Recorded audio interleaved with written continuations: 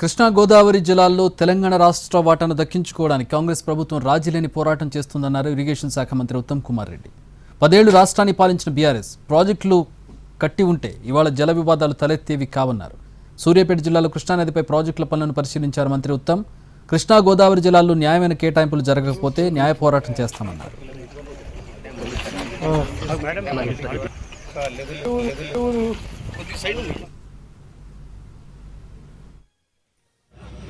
గోదావరి నదిపై ఉన్న అన్ని ప్రాజెక్టులని టీఆర్ఎస్ ప్రభుత్వం పూర్తి చేసి ఉంటే, దేవాదుల పూర్తి చేసి ఉంటే, సీతారామ ప్రాజెక్టు పూర్తి చేసి ఉంటే, సీతమ్మ సాగర్ బ్యారేజ్ పూర్తి చేసి ఉంటే,